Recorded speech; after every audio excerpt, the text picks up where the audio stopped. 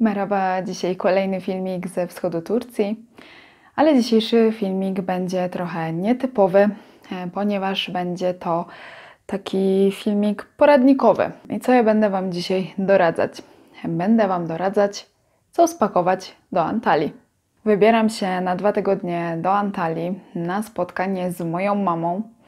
Dlaczego akurat w Antalii się spotykamy? Dlaczego ja nie lecę do Polski albo ona nie odwiedza mnie tutaj na wschodzie Turcji? Pewnie już wiecie, jeżeli oglądacie wszystkie moje filmy, że mieszkam w Anercisz, czyli całkiem na wschodzie Turcji, już dosłownie naprawdę przy granicy z Iranem. I nawet do Antalii mam bardzo daleko, bo około 1500 km, czyli 2 godziny samolotem. I żeby teraz dotrzeć do Polski, musiałabym najpierw z Van polecieć do Antalii, w Antalii przesiąść się do samolotu międzynarodowego i wtedy dopiero polecieć do Polski. I tak samo też musiałaby zrobić moja mama, gdyby miała mnie odwiedzić tutaj, tylko że oczywiście odwrotnie. Wiadomo, jak to jest z tymi przesiadkami, nigdy to godzinowo nie pasuje, trzeba spędzać bardzo dużo godzin na lotnisku, dlatego po prostu nie chciało nam się tak męczyć. No i chcemy też się trochę wygrzać na plaży, a ani w Polsce nie jest jeszcze na tyle gorąco, ani tutaj w Van, więc postanowiłyśmy, że ja po prostu przylecę z Van do Antalii, a moja mama też po prostu przyleci z Poznania do Antalii i w Antalii się spotkamy. Więc jadę na spotkanie z mamą do Antalii na 2 tygodnie. Znaczy w momencie, kiedy Wy oglądacie ten film, to ja już pewnie w Antalii jestem, może już nawet jestem dosyć spieczona od słońca. Wiadomo, że kręcę te filmy z wyprzedzeniem i w związku z tym też będę miała na koniec filmu dla Was małe ogłoszenie, więc zostańcie ze mną do końca. A teraz porady. Co ja ze sobą zabieram do Antalii? No bo myślę, że to nie ma znaczenia, czy ja lecę tam z Van, czy z Polski. Potrzebne jest to samo. No i może komuś z Was się to przyda. Może pierwszy raz lecicie na wakacje do Turcji, czy do podobnego kraju, jeżeli chodzi o klimat. Nie wiecie do końca, co trzeba zabrać, czego kompletnie nie zabierać, bo się to nie przyda. No ja już jestem trochę w tym doświadczona, więc trochę Wam opowiem, pokażę, co pakuję, jak to pakuję, czego nie pakuję absolutnie. No, także zapraszam. Lecę do Antalii 12 maja, wracam 26 maja, więc no to nie jest jeszcze ten wysoki sezon, nie ma tych największych upałów, no ale w Antalii w maju jest już dosyć gorąco. No i też w momencie, kiedy spojrzymy na temperaturę, no to trzeba też brać poprawkę na to, że w Antalii jest zupełnie inny klimat niż w Polsce, jest duża wilgotność, w związku z tym ta odczuwalna temperatura zawsze jest dużo wyższa, więc no w większości pakuję po prostu ubrania letnie. Co się na pewno nie przyda? Na pewno się nie przyda gruba puchowa kurtka, ani żadne grube okrycia wierzchnie. Co ja po prostu tylko ze sobą zabieram z takich grubszych rzeczy, to bluzy. Zabieram 2 bluzy dresowe, jedną taką. To znaczy w jednej pewnie po prostu polecę. Zobaczę też, jaka pogoda będzie tutaj. No i właśnie o to chodzi. Po co te bluzy? Po pierwsze, w Polsce, jeżeli z Polski lecicie, może być chłodno. Tutaj w Van też mamy jeszcze chłodno. Różna bywa pogoda, więc wtedy bluza się przydaje. Przydaje się też na lotnisku czy w samolocie, no bo to wszystko są miejsca klimatyzowane, więc bywa chłodno. Ja jestem zmarzluchem, więc to się wtedy przydaje. I warto też mieć coś z długim rękawem, ale takiego przewiewnego, cienkiego. Ja mam akurat to. No może taki ciemny kolor to nie jest najlepszy pomysł, ale materiał naprawdę jest przewiewny. I to się w Antalii przydaje w momencie po pierwsze, kiedy troszeczkę jednak spieczecie sobie ramiona i trzeba będzie się trochę okryć na jakiś czas. Po drugie, jeżeli ktoś z Was ma zamiar wchodzić do meczetu, zwiedzać meczet, no to lepiej mieć długi rękaw, trochę się zakryć i tutaj też od razu Paniom powiem, w takiej sytuacji należy zasłonić włosy chustą. Ja w tym roku nie planuję wchodzić do meczetu, więc chusty nie zabieram, ale jeżeli Wy macie takie plany, to zabierzcie. I chusta też się zawsze przydaje, żeby trochę się osłonić w jakiejkolwiek sytuacji. To tyle z długiego rękawu, ale mamy też jeszcze dół. I z długich rzeczy na dół to zabieram jedne takie spodnie. Dosyć są takie też przewiewne, jasny kolor, wygodne, trochę takie bardziej sportowe. Zabieram też leginsy jedne. One są sportowe, tutaj mają, nie wiem czy to będzie widać, taką siateczkę. No jest w nich wygodnie. I zabieram też jedne dżinsy. Pewnie w nich po prostu pojadę. Zobaczę. Jeszcze mówię, jaka będzie pogoda, nie wiem. Ok, no i teraz właściwie już przechodzimy do ubrań letnich, bo więcej z takich długich nie mam. Jeżeli chodzi o górę, no to mam kilka t-shirtów. Nie będę Wam ich wszystkich dokładnie pokazywać, tylko tak przelecę. To są wszystko krótkie rękawki, po prostu, w różnych kolorach. I mam też kilka takich bluzek bardziej rozchychłanych, bez rękawów, też w różnych kolorach. Widzicie, to są na rameczki. Nie? No bo mówię, może być też i upał. W maju różnie może się trafić. A jeżeli chodzi o dół, no to mam oczywiście shorty różne. I takie bardziej dresowe. I jeansowe. Wiadomo. I mam też jedne, które naprawdę bardzo mi się akurat w takim klimacie wilgotnym sprawdzają. W Antalii ciągle ma się takie wrażenie, że skóra się lepi. No jest naprawdę bardzo wilgotno. Więc najlepszym materiałem, moim zdaniem, który się sprawdza, to takie dzianinki, trochę jakby lniane. No, więc mam takie shorty lniane i one się super sprawdzają. I tak samo z tej samej dzianinki mam jeszcze coś, już Wam pokazuję. Z tej samej dzianinki mam też taki kombinezon. On jest tutaj na ramionczkach. Tutaj ma taką nogawkę 3/4. I z tyłu on jest związany, więc są trochę odkryte plecy. Gdzie to mam? O! Nie wiem, czy to widać w ogóle. Aha. No. I to też jest właśnie taka dzianinka. Bardzo mi jest w Antalii w tym wygodnie, bardzo przewiewnie, nic się nie lepi, nic się nie obciera. Także to Paniom polecam. I mam też dwie sukienki, takie zwiewne, w razie gdyby było może gdzieś wieczorem jakieś wyjście, albo bym chciała sobie zrobić jakieś ładniejsze zdjęcie na Insta. To mam jedną taką sukienkę i jedną taką sukienkę. O. Oczywiście wiadomo, że będzie się też szykować plażowanie, więc trzeba pamiętać o bikini. I co do plażowania, to też polecam zabierać ze sobą pareo. No bo wiecie, jesteśmy sobie na plaży, fajnie, fajnie, potem chcemy iść po coś do sklepu, no nie wypada w tym bikini iść, nie? Tylko lepiej mieć coś, żeby się okryć. No albo właśnie jak już troszeczkę przesadzimy ze słońcem, to też się to przydaje. Co jeszcze zabieram? Zabieram oczywiście piżamę, bieliznę, tego nie będę Wam pokazywać. A co z takich jeszcze innych rzeczy? Obuwie. Jeżeli chodzi o obuwie, to na podróż zawsze ubieram buty sportowe. Dlaczego?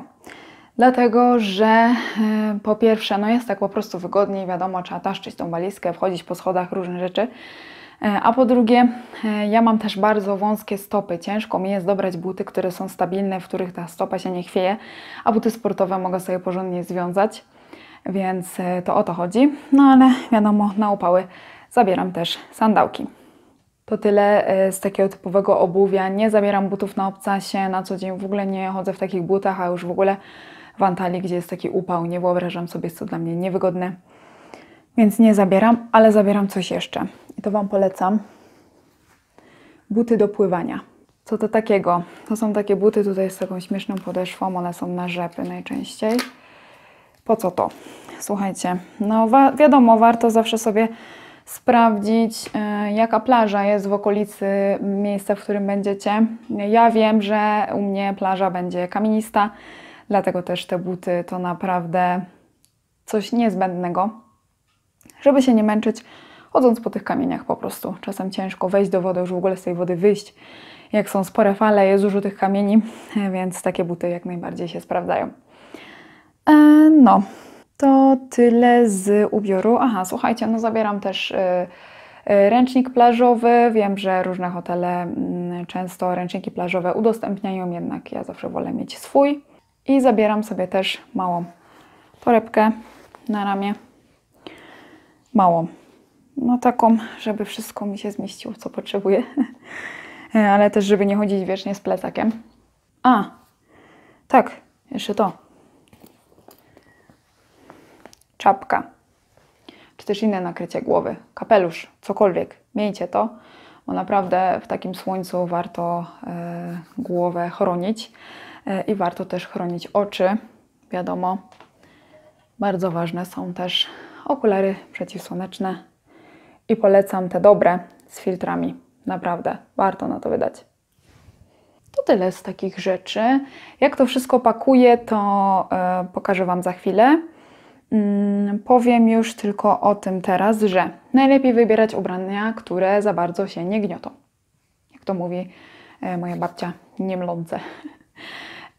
No bo wiadomo, no w hotelu jest usługa prasowania, czy tam można sobie wypożyczyć żelazko i tak dalej, ale kto sobie chce tym zawracać głowę na wakacjach, więc lepiej po prostu ubrania mieć takie nie za bardzo gnietliwe, przeprasować je sobie trochę tylko przed spakowaniem, a potem wyjąć, strzepnąć i ubierać i z głowy. A żeby za bardzo w walizce one się nie wygniotły, to ja Wam pokażę, jak pakuję. Pakuję metodą rolowania, a nie składania w kostkę. No i teraz kosmetyki. Nie będę Wam tu teraz pokazywać całej mojej kosmetyczki. Pokażę Wam tylko, jak sama kosmetyczka wygląda. Polecam coś takiego, słuchajcie, małe coś, a dużo się zmieści. I potem można sobie to powiesić tak i wszystko widać, co jest w środku. Łatwo można ze wszystkiego skorzystać, więc to polecam. I jakie ja kosmetyki zabieram? Słuchajcie, znowu, to wszystko zależy od tego, gdzie Wy będziecie. Jeżeli jedziecie na wakacje all inclusive i nie macie zamiaru poza hotel nigdzie wychodzić, no to zabierzcie wszystko, co potrzebujecie. Ale ja zatrzymam się w centrum Antalii, a właściwie na Starym Mieście. No ale wszędzie jest blisko do galerii, do drogerii, więc ja nie będę stąd wieść absolutnie żadnych szamponów, żeli pod prysznic, tego typu rzeczy. Po prostu kupię to na miejscu. Co zabieram stąd? No to krem, który używam na co dzień, trochę kosmetyki kolorowej, ale znowu, miłe panie, naprawdę w Antalii takiego full makijażu to nie za bardzo się da zrobić. I właściwie po co? Jesteśmy na wakacjach, niech ta skóra oddycha, niech ta skóra promienieje od słońca.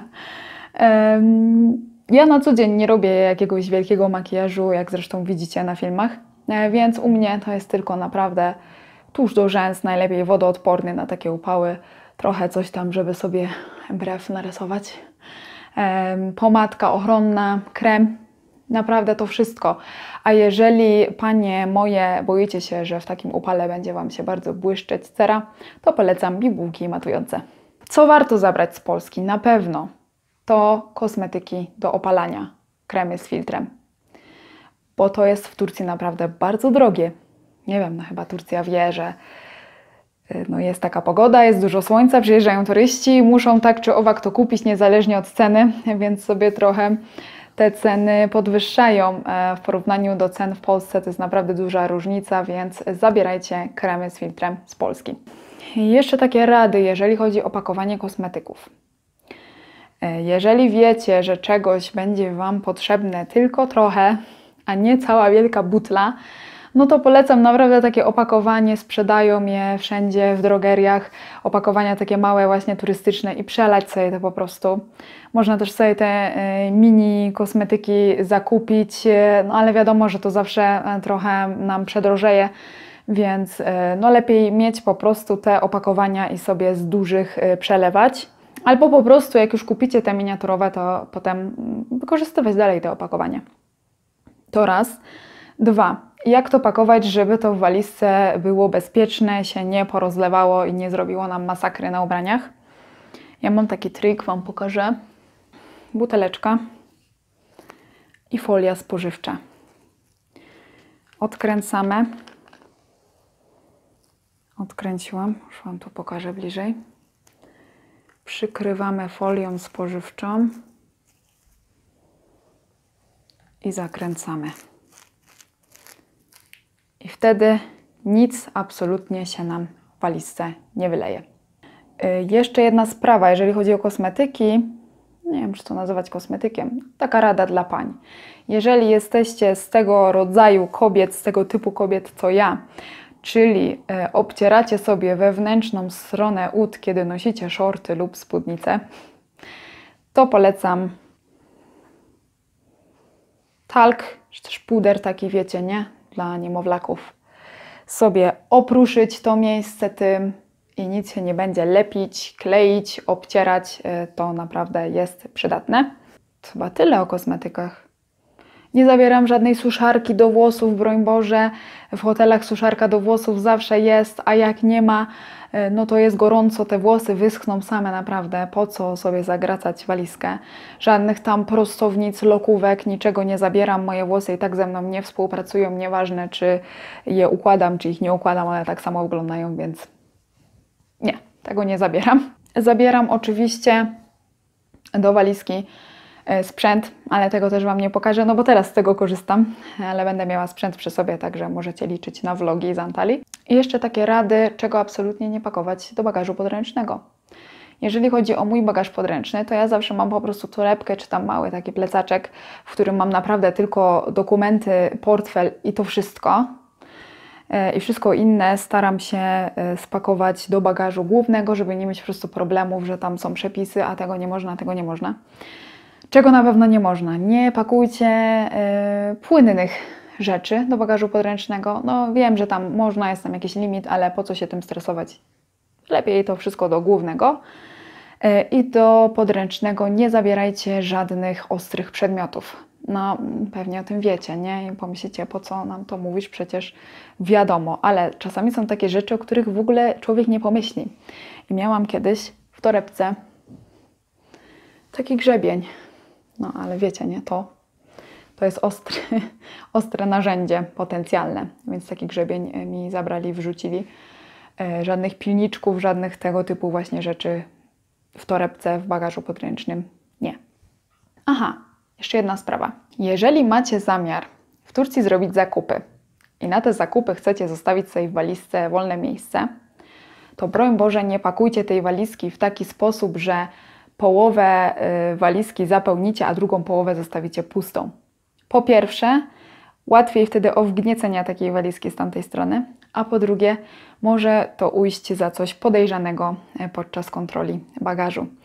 Mi się coś takiego zdarzyło, więc uczcie się na moich błędach. Kiedyś właśnie zostawiłam połowę walizki pustą i na kontroli na lotnisku po prostu zostałam wezwana na kontrolę tak zwaną osobistą. Powód: podejrzenie o przemycanie narkotyków. Było to bardzo podejrzane dla osób kontrolujących bagaż, kiedy na tym rentgenie wyświetliło się im, że tak duża przestrzeń w walizce jest pusta. Było to dla nich zupełnie nielogiczne. Nie róbcie tego. Jeżeli chcecie zostawić sobie miejsce, to po prostu jakoś tak równomiernie rozłóżcie po jednej i po drugiej stronie te ubrania, żeby się nie narażać na taki stres. Aha, o jednej rzeczy zapomniałam. Leki. Słuchajcie, leki. Jest dużo Polaków takich, i ja też tak robiłam, którzy zabierają na każde wyjazdy całą apteczkę leków. Nie. Jeżeli macie leki, które bierzecie na co dzień, typu tam, nie wiem, leki na serce, nadciśnienie, coś takiego, no to wiadomo, że te leki zabieracie. Ale leki typu w razie czego, bo będzie mnie bolało gardło, bo nie wiem, będę mieć zemstę faraona, nie, to do Turcji jakoś inaczej się nazywa, zemstę sułtana. No wiecie, nie, rozstrój żołądkowy, czy tego typu rzeczy. No możecie sobie te leki zabrać znowu, jeżeli chcecie mieć spokojną głowę, jeżeli nie chcecie poza hotel wychodzić, dobrze zabierzcie, ale też nie przesadzajcie. Ja znowu, tak jak już mówiłam, będę w centrum, gdzie na każdym kroku jest apteka, więc leków nie zabieram. Jak coś się wydarzy, to kupię je w aptece. W Turcji są takie same leki jak i w Polsce. Normalnie można się w aptece w Antalii dogadać, wytłumaczyć co jest i leki kupić. Nie trzeba ich zabierać. Pokażę Wam, jak to wszystko pakuję. Ok, przejdźmy więc do pakowania walizki. Ja zaczynam zawsze od tej części, która jest z tyłu, czyli ta z tym stelażem do ciągnięcia. I zawsze staram się, żeby ta część była ciężej zapakowana, wtedy łatwiej się ciągnie walizkę. Więc tutaj zawsze pakuję buty. I buty, jak widzicie, oczywiście zabezpieczam każde jakąś reklamówką. Tutaj pakuję też kosmetyki, no bo wiadomo, że to też jest ciężkie. I tutaj w tej części znajdzie się też mój cały sprzęt, bo to też jest ciężkie. Teraz nie mogę Wam tego pokazać, no bo ze sprzętu korzystam. Musicie uwierzyć mi na słowo, w tej części będzie sprzęt. A teraz jak pakuję ubrania, już Wam pokazuję. Więc tak wyglądają moje zrolowane ubrania. Po pierwsze, to się sprawdza właśnie w takim sensie, że te ubrania aż tak mocno nie są wygniecone, a po drugie wszystko widać, co mamy w ogóle w tej walizce i gdzie. Czyli jeszcze raz, w tej części ciężkie rzeczy, buty, sprzęt, kosmetyki, jakieś dodatki, tego typu rzeczy i wszystko przykrywamy czymś dużym. Może to być bluza, może to być chusta, czy też ręcznik właśnie w moim przypadku, żeby to wszystko nie fruwało. A w tej części po prostu ubrania i ubrania, które należy rolować, to roluję i na wierzch po prostu daję te, których nie roluję. No i to wszystko na dzisiaj, jeżeli chodzi o pakowanie, a teraz ogłoszenie, o którym wspomniałam na początku. Jak się pewnie domyślacie, filmy, które oglądacie na YouTubie są kręcone z dosyć sporym wyprzedzeniem, no bo muszę mieć czas, żeby ten film nakręcić, zmontować, zrobić napisy i tak dalej. Więc w momencie, kiedy oglądacie ten film, jak już mówiłam, jestem już w Antalii. I jest prawdopodobnie środa w tej chwili, więc będę w tej Antalii jeszcze 1,5 tygodnia. Nie udało mi się nakręcić dla Was filmu na przyszły tydzień. Może film się pojawić dopiero, kiedy już z tej Antalii wrócę. Ale żebyście nie tęsknili za filmami, to na ten czas zapraszam na mojego Instagrama, bo tam na bieżąco będę wrzucać relacje i zdjęcia z pobytu w Antalii. No i też, żeby Wam to trochę wynagrodzić, no to pomyślałyśmy z moją mamą, że skoro razem w tej Antalii się spotkamy, to możemy dla Was nakręcić razem Q&A. Więc jeżeli macie jakieś pytania do mojej mamy, szczególnie te związane z Turcją, to zadajcie proszę te pytania tutaj pod tym filmem, a my z mamą nakręcimy odpowiedzi na nie i jak tylko z Antalii wrócę, to będzie pierwszy film, nad którym będę pracować i pierwszy film, który na kanale po moim powrocie się pojawi. Także to tyle z ogłoszeń parafialnych. I co, mam nadzieję, że podobał Wam się taki film, że może Wam się coś z tego przyda. Jeżeli jeszcze macie jakieś porady, jeżeli o czymś może zapomniałam albo nie wiem, to dajcie znać w komentarzach, niech inni też z tego korzystają. Subskrybujcie mój kanał, bo co tydzień zazwyczaj wrzucam nowe filmy, w ten sposób niczego nie przegapicie, zostawiacie łapki w górę i do zobaczenia po moim powrocie z Antalii. Görüşürüz.